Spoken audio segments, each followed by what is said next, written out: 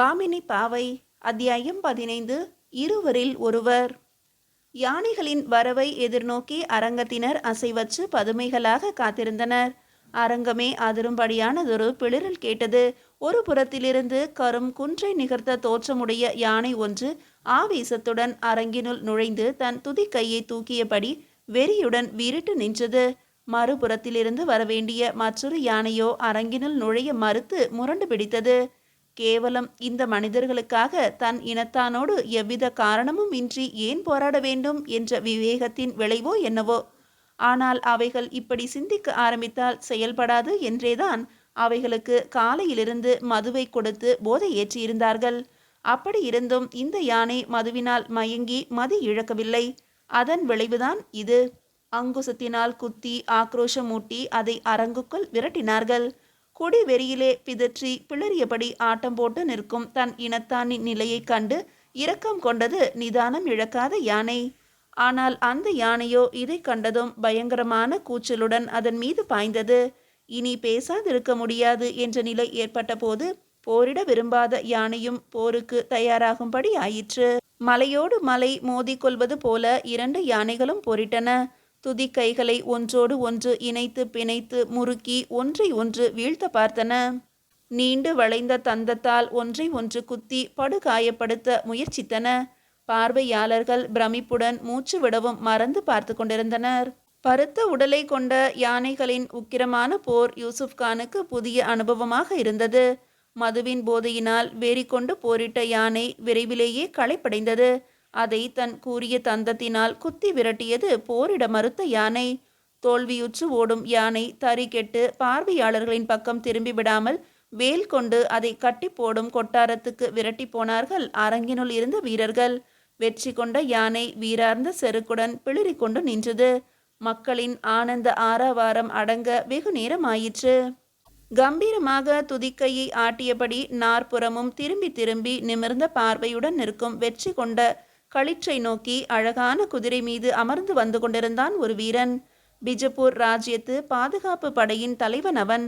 குதிரைகளை லாவகமாக நடத்தி செல்லுவதிலும் வல்லவன்.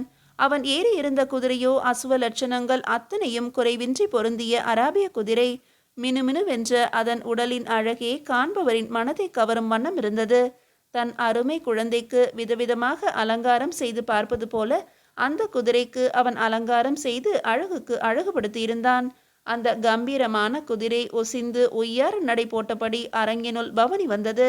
வெற்றி கொண்ட வெறியும் வீணாக தன்னை போரிட வைத்த வெறுப்பு கலந்த கோபமுமாக ஆக்ரோஷத்துடனும் ஆரவாரத்துடனும் ஜனங்களை பார்த்து குமரி கொண்டிருந்த யானையின் அருகில் அதை கேலி செய்வது போல தன் குதிரையை செலுத்தி கொண்டு போனான் அந்த வீரன்.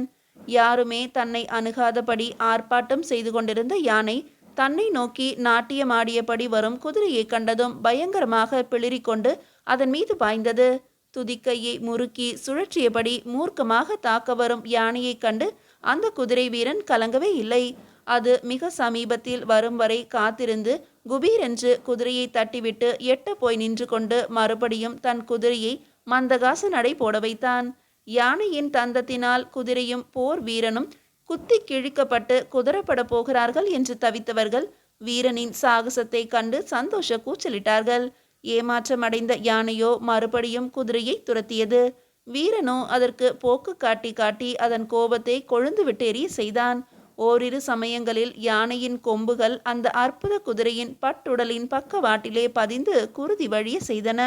இப்படி வெகுநேரம் அரங்கினுள் அந்த யானையை அலைக்கழித்து அதன் ஆத்திரத்தை எல்லாம் ஆயாசமாக்கி களைப்படைய செய்தான் அந்த குதிரை வீரன். பிறகு கம்பீர நடை போட்டபடி ஆதில்ஷா வீற்றிருக்கும் விதானத்தின் முன்னே போய் வணங்கி நின்றான்.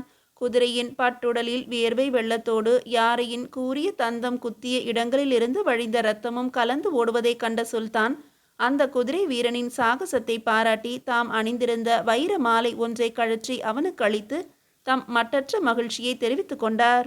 இந்நிலையில் முற்பகல் நிகழ்ச்சிகள் முடியும் கட்டத்தை அடைந்தன. அடுத்து மற்போர் வீரர்கள் தோள் தட்டி தொடை தட்டி மண்டியிட்டு மண் எடுத்து மன்னருக்கு சலாம் செய்து உள்ளங்கையை தேய்த்து உறுதியாக்கி கொண்டு தங்கள் உடல் வலிமையை காட்ட தயாராகி கொண்டிருந்தார்கள். பிற்பகல் நிகழ்ச்சிகளில் பங்கு கொள்ள தன்னை தயார்படுத்தி கொள்வதற்காக யூசுப்கானும் எழுந்தான். மல்லர்கள் ஒருவரையொருவர் கட்டிப்பிடித்து கீழே உருட்டி முதுகுக்கு மண் காட்டும் முயற்சியில் ஈடுபடும் போது பார்வையாளர்கள் பசியையும் மறந்த நிலையில் மற்போரின் சுவாரஸ்யத்தில் ஈடுபட்டிருக்கும் போது யூசுப்கான் தன் இருக்கைக்கு வந்தான். அன்றைய விழாவிலேயே சிகரமான நிகழ்ச்சி பிற்பகலில் நடைபெறப் போகும் குதிரை வீரர்களின் சாகச செயல்கள்தான். காலை நிகழ்ச்சிகளெல்லாம் வீர விளையாட்டுகள் ஆனாலும் பொழுதுபோக்குக்காக நடந்தவைதாம். மாலை நிகழ்ச்சிகள்தான் மன்னரின் பாராட்டையும் பரிசையும் எதிர்பார்த்து நடத்தப்படும் போட்டி பந்தயங்கள். வேலும் வாளும் தாங்கி உடலில் கனமான கவசம் தரித்து கேடயத்தின் பாதுகாப்போடு குதிரை மீது அமர்ந்திருப்பார்கள் வீரர்கள். முகத்தையும் கூட இரும்பு கவசம் மூடி மறைத்திருக்கும். கையிலே நீண்ட ஈட்டியை ஏந்தி எதிரியை விரட்டி கொண்டு பாய்வார்கள். எதிரெதிராக பாய்ந்து வரும் இருவரும் அந்த வேகத்திலே ஒருவரையொருவர் ஈட்டியால் தாக்கி கீழே தள்ள முயற்சிப்பார்கள். எதிரியின் தாக்குதலுக்கு இலக்காகாமல் ஆனால் அதே நேரத்தில் தனது ஈட்டியால் எதிரியை குதிரையிலிருந்து கீழே வீழ்த்துவதே வீரனின் திறமையாக மதிக்கப்படும். ஐரோப்பிய நாடுகளில் அந்த காலத்தில் வீர விளையாட்டுகளாக கருதப்பட்ட இந்த பந்தயங்கள் பாரசீகம், துருக்கி, அரேபியா ஆகிய தேசங்களிலும் பரவி புகழ் பெற்றிருந்தன. இஸ்லாத்தின் ஆதிக்கம் இந்தியாவில் வேரூன்றிய போது இந்த வீர விளையாட்டையும் அவர்கள் பாரதத்திலே இறக்குமதி செய்தார்கள். தங்களுக்கு புதுமையான இந்த வீர விளையாட்டிலே இந்தியர்கள் ஆர்வமும் அக்கறையும் காட்டியதில் வியப்பில்லை. போட்டிகளில் பங்கு பெறும் வீரர்களை தயாராக இருக்குமாறு அறிவித்தான் ஒரு வீரன். யூசுப் கானிடம் இந்த போருக்கு ஏற்ற கவசமும் கேடயமும் முகமூடியும் கிடையாது. இதை முதல் நாளே தெரிவித்திருந்ததால் அரண்மனையின் ஆயுத சாலையிலிருந்து இவைகளை அவனுக்கு அனுப்பியிருந்தார்கள். யூசுப் கான் கவசம் அணிந்து இடையிலே போர்த்துகீசிய உயர் அதிகாரி அளித்த உன்னதமான வாளை கட்டிக்கொண்டு தான் வாங்கிய ஈட்டியையும் அவர்கள் அளித்த கேடயத்தையும் தாங்கியபடி கிளம்பிய போது அவனது அருமையான குதிரையையும் தயாராக கொண்டு வந்து நிறுத்தியிருந்தார்கள். ஒரு நாள் முழுவதும் ஓய்வெடுத்து கொண்ட அந்த வெண்புறவி மிடுக்குடன் கனைத்து வரவேற்றது யூசுப் கானை. அதன் உடலை தட்டி தடவி கொடுத்து ஏறி அமர்ந்தவன் அரங்கை நோக்கி அதை செலுத்தினான். 4 வரிசைகளாக வழிவகுக்கப்பட்டிருந்த அரங்கிலே ஒவ்வொரு திசையிலிருந்தும் 4 வீரர்களும் எதிர்நோக்கி வரவேண்டும். இந்த 4 ஜோடிகளும் ஒருவரையொருவர் தாக்கி வீழ்த்த முயலுவார்கள். அதில் நிலை குலையாமல் யார் நிற்கிறார்களோ அவர்களுடன் அடுத்த 4 பேர் போட்டியிட தயாராக வேண்டும். இந்த போட்டியிடும் வீரர்கள் எண்ணிக்கையில் குறைந்து கொண்டே வந்து முடிவாக அரங்கத்திலே 4 பேரை மிஞ்சுவார்கள். இந்த 4 பேரும் 2 பேராக போட்டியிட்டு மோதி அதில் 2 பேர் மிஞ்ச முடிவாக அந்த இருவரும் ஒருவரையொருவர் வெற்றி கொள்ள முனைந்து ஒருவரே வெற்றி வீரராக வாகை சூடி நிற்பார்.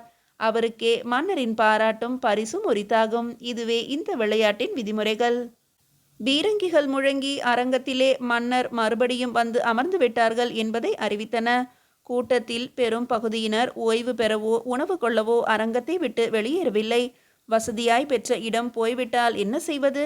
அத்துணை ஆர்வம் அவர்களுக்கு. வெளியேறியவர்களும் விரைவிலேயே வந்து கூடினார்கள்.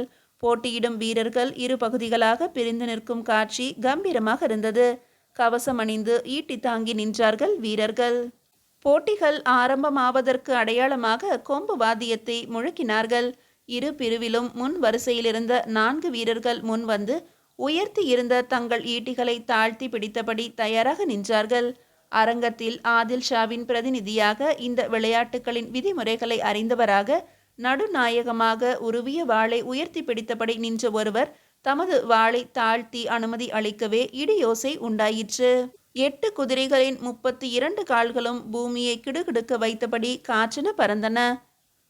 பீரங்கியிலிருந்து வெளிப்பட்ட பெரு நெருப்பை போல தங்களை நோக்கி வரும் வீரனின் மார்பை தலையை குறிப்பார்த்தபடியே பாய்ந்து கொண்டிருந்தார்கள் வீரர்கள். சில வினாடிகள்தான். அடுத்த நிமிஷம் ஒரு சில வீரர்கள் குதிரையிலிருந்து அப்படியே கொந்தி எறியப்பட்டார்கள் அல்லது நிலை குலைந்த இந்நிலையில் நிலத்தில் சரிந்தார்கள். வெற்றி பெற்றவர்கள் எதிர்ப்புறத்தில் போய் நின்று கொண்டார்கள். அடுத்து வரும் வீரனை எதிர்நோக்கி அவனை வீழ்த்தவோ அவனால் வீழ்த்தப்படவோ. இப்படி நடைபெற்ற விறுவிறுப்பான போட்டியின் ஒரு நிலையிலே 4 குதிரை வீரர்கள் மட்டும் தன்னிகரற்று தனித்து நின்றார்கள். இந்நால்வரின் ஒருவன் யூசுப் கான், மற்றொருவன் பிஜப்பூரின் சேனாதிபதியான சித்திக் ஹாசன் பிஜப்பூர் இராணுவத்தின் உயர் அதிகாரியாக இருந்தும் இந்த போட்டியில் தன் திறமையை வெளிப்படுத்தவும் தனக்கு மேலாக எவரையும் வரவிடக்கூடாது என்பதற்காகவும் கலந்து கொண்டிருந்தான். மன்னரின் அபிமானத்தை பெற்றிருந்த அந்த அபினீசியனுக்கு பிஜப்பூரின் பெருங்குடி மக்களும் பிரபுக்களும் விரோதிகளாக இருந்தனர். 3வது காலை நிகழ்ச்சிகளில் யானையை களைப்படைய செய்த குதிரை வீரன் இறுதியாக வெற்றி பெற்ற 4 வீரர்களில் ஒருவர் யூசுப்கான், இரண்டாவது சித்திக் ஹாசன், மூன்றாவது காலை நிகழ்ச்சிகளில் யானையை களைப்படைய செய்த அந்த குதிரை வீரன், நான்காவது வீரன் டில்லியின் மன்னரான அக்பர் சக்கரவர்த்தியின் படைகளை நடத்தி புகழ்பெற்ற முகலாய வீரன். போட்டியில் ஈடுபட்ட வீரர்களையெல்லாம் வென்று வெற்றி கொடி நாட்டி நின்றார்கள் இந்த நால்வரும். இந்நால்வரிலும் சிறந்த ஒருவர் யார் என்பதை முடிவு கட்டும் இந்த கட்டமே விழாவின் சிறப்புமிக்க சிகரம் போன்ற அம்சம். அதை அறிந்து கொள்வதில் மக்கள் ஆர்வம் காட்டினார்கள். பாதுகாப்பு படைத்தலைவனும் யானையை களைப்படைய செய்தவனுமான குதிரை வீரனையும் முகலாய குதிரை வீரனையும் சித்திக் ஹாசனும் யூசுப் கானும் எதிர்க்க தயாரானார்கள். முதலில் சித்திக் ஹாசன் ஜோடி தங்கள் இருவரில் ஒருவர் யார் என்று முடிவு கட்டுவதில் முனைந்தது. உருவத்திலே ஒப்பிடும்போது சித்திக் ஹாசனின் முன்னால் அந்த வீரன் சிறு துரும்புதான். குதிரைகளும் அப்படியே. சித்திக் ஹாசனின் கருப்பு நிற குதிரை பார்வைக்கே பயங்கரமானதொரு தோற்றமும் ஆகிருதியும் கொண்டது. அந்த வீரனுடையதோ உருவி விட்டது போன்ற உடல் அமைப்பும் அழகும் வேகமும் கொண்ட அராபிய குதிரை. எதிரெதிராக நின்ற இவ்விருவரும் உத்தரவு கிடைத்ததும் தாழ்த்தி பிடித்த ஈட்டிகளுடன் தங்கள் குதிரைகளை விரட்டி கொண்டு பாய்ந்தார்கள். சித்திக் ஹாசனின் கேடயத்தை துளைத்து கொண்டு அந்த வீரனின் ஈட்டி பாய்ந்தாலும் சித்திக் ஹாசனுடைய ஈட்டியின் அசுர வேகமும் பலமும் அந்த வீரனை அப்படியே ஆகாயத்தில் தூக்கி எறிந்துவிட்டன. சித்திக் ஹாசன் வெற்றி பெற்றது கூட்டத்தினரிடையே ஒரு அதிருப்தியையே உண்டாக்கியது. காரணம் அவ்விருவருக்கும் உள்ள பொருத்தமற்ற தன்மை மட்டுமல்ல. காலையில் அந்த வீரன் பார்வையாளர்களின் பாராட்டுதல்களை பெற்றவன் ஆதலால் அவன் தோல்வி அடைந்ததனால் ஏற்பட்ட அனுதாபமாகவும் அது இருக்கலாம். ஆரவாரம் அடங்கியதும் யூசுப் கானும் முகலாய வீரனும் அரங்கத்திலே எதிரெதிராக நின்றார்கள். ஆதில் ஷாவின் பிரதிநிதி தனது உருவிய வாளை உயர்த்தி தாழ்த்தியதும் குதிரைகள் இரண்டும் ஒன்றினொன்று நோக்கி பாய்ந்தன. முகலாய வீரனின் ஈட்டி யூசுப் கானின் கேடயத்தை துளைத்து கவசத்திலே மோதி முறிந்தது. முகலாயனின் தலையை மூடியுள்ள இரும்பு முகமூடியே குறிவைத்து பாய்ந்தான் யூசுப் கான். யூசுப் கானின் வேகமும் பலமும் முகலாயனின் தலையணியை தட்டிவிட்டதோடு அவனை குதிரையிலிருந்து நிலை குழைந்து கீழே விழும்படியும் செய்துவிட்டது. எதிரி எகிரி விழுந்ததும் யூசுப் கான் தன் குதிரையிலிருந்து கீழே குதித்து தரையில் விழுந்தவனுக்கு கை கொடுத்து உதவ ஓடி வந்தான். வெற்றி தோல்வி ஒருபுறம் இருந்தாலும் மனிதாபிமானத்துடன் நடந்து கொண்ட யூசுப் கானின் செய்கை பார்வையாளரின் பாராட்டுதலை பெற்றது. பொறி கலங்கி போன முகலாய வீரன் சமாளித்து எழுந்திருக்க உதவினான் யூசுப் கான். ஆதரவுடன் அவனை அணைத்தபடி மெல்ல தாங்கி பிடித்து நடத்தி சென்று உதவிக்கு ஓடி வந்த வீரர்களிடம் ஒப்படைத்துவிட்டு திரும்பினான் யூசுப் கான். இப்போது அரங்கத்திலே 2 பேர்கள்தான், யூசுப் கானும் சித்திக் ஹாசனும். தன்னுடன் போட்டியிட தகுதி பெற்று நிற்கும் அந்நியனை அலட்சியமாக மதிக்க முடியவில்லை சித்திக் ஹாசனால். பொது ஜனங்களின் பரிவையும் பாராட்டுதலையும் பெற்ற யூசுப் கானின் செய்கை அவன் சினத்தை கிளறிவிட்டிருந்தது. பொறாமையும் ஆத்திரமும் பொங்கலாயின சித்திக் ஹாசனின் உள்ளத்தில். பெருத்த ஆரவாரத்தினிடையே சித்திக் ஹாசன் ஒரு புறமும் யூசுப் கான் மறுபுறமும் ஒதுங்கலானார்கள். போட்டியின் உச்சகட்டமான இருவரில் ஒருவர் என்ற முடிவை அறிய மக்கள் மூச்சை அடக்கி கொண்டு காத்திருந்தனர். அப்போது யூசுப் கானால் வெற்றி கொள்ளப்பட்ட முகலாய வீரன் கேடயத்துடன் ஓடி வந்தான். அவனது ஈட்டி துளைத்து யூசுப் கானின் கேடயம் பழுதடைந்திருந்தது. ஆகவே அதற்கு பதில் தனது கேடயத்தை அவனுக்கு அளிக்கவே அந்த முகலாயன் ஓடி வந்தான். தோல்வியுற்ற தன்னிடம் யூசுப் கான் காட்டிய பெருந்தன்மையின் விளைவே அவ்விருவர் இடையேயும் அப்படியொரு நட்பை வளர்த்து விட்டிருந்தது. முகலாய வீரன் விருப்பமுடன் அளித்த கேடயத்தை மகிழ்ச்சியுடன் ஏற்றுக்கொண்டான் யூசுப் கான். குதிரைகள் குறிப்பிட்ட இடத்தை அடைந்து தாக்குதலுக்கு தயாராகி நின்றதும் ஜானே தோ என்று உரக்க கூவி உத்தரவிட்டார் அதிகாரி. பீரங்கி வாயிலிருந்து புறப்பட்ட நெருப்பு பந்தமே போல 2 குதிரைகளும் மைதானத்தை அதிர செய்தபடி கிளம்பின. உருவத்தில் குறைவானாலும் சித்திக் ஹாசனின் வலிமைக்கு குறைந்தவனல்ல யூசுப் கான். இருவருடைய ஈட்டிகளின் குறியும் தவறவே இல்லை. குதிரைகள் இரண்டும் நிலை குலைந்து தடுமாறின. அதன் மீது இருந்தவர்களும் நிதானம் இழந்தார்கள். கேடயங்களில் தாக்கி ஈட்டிகள் இரண்டும் முறிந்தன. தாக்குண்ட வேகத்தில் சித்திக் ஹாசன் ஒருபுறமாக சரிந்தான். கனத்த உடலை கொண்ட அவனது பளுவை தாங்காது இடது கால் வைக்க பயன்படும் இரும்பு வளையம் இணைக்கப்பட்ட தோல் கயிறு குதிரை சேனத்திலிருந்து பீய்ந்து அறுபடவே தடம் புரண்ட பார வண்டியைப் போல புழுதியில் மூட்டையாக உருண்டான் அவன். யூசுப் கான் அந்த அபினீசியனின் தாக்குதலால் சற்று நிலை குலைந்து போனாலும் குதிரையிலிருந்து கீழே விழாமல் சமாளித்து கொண்டு விட்டான். எதிரி தரையில் விழுந்து விட்டதை உணர்ந்த யூசுப் கான் முன்பு போலவே சட்டென்று தன் குதிரையிலிருந்து குதித்து ஓடி வரலானான். ஆனால் குதிரையிலிருந்து உருண்டு விழுந்ததுமே அந்த அபினீசியனின் இரத்தம் அவமானத்தால் கொதிக்கலாயிற்று. வெற்றியையே இருமாப்புடன் எதிர்பார்த்து இருந்தவனுக்கு இந்த தோல்வி ஏமாற்றத்தையும் ஆவேசத்தோடு கூடிய ஆத்திரத்தையும் உண்டாக்கியது. உதவிக்கு வந்த யூசுப் கானை சித்திக் ஹாசனின் உருவிய வாள்தான் வரவேற்றது. தற்காப்புக்காக யூசுப் கானும் தனது உடைவாளை உருவ வேண்டி வந்தது. ஆத்திரத்தின் அடிமையாகி ஆவேசமாக சுழன்ற சித்திக் ஹாசனின் வாளுக்கு யூசுப் கான் முதலில் விலகி கொடுத்து பின்வாங்கத்தான் வேண்டியிருந்தது. ஆனால் அது சிறிது நேரம்தான். வாழ்வீச்சிலே வல்லவனான அவன் சித்திக் ஹாசனின் மூர்க்கத்தனமான தாக்குதலை லாபகமாக சமாளிக்கலானான். தோல்வியின் மனப்பான்மையிலே ஏற்பட்ட குமுறலின் விளைவாக சித்திக் ஹாசன் கண்மண் தெரியாமல் தன் வாளை சுழற்சி கொண்டிருந்தான்.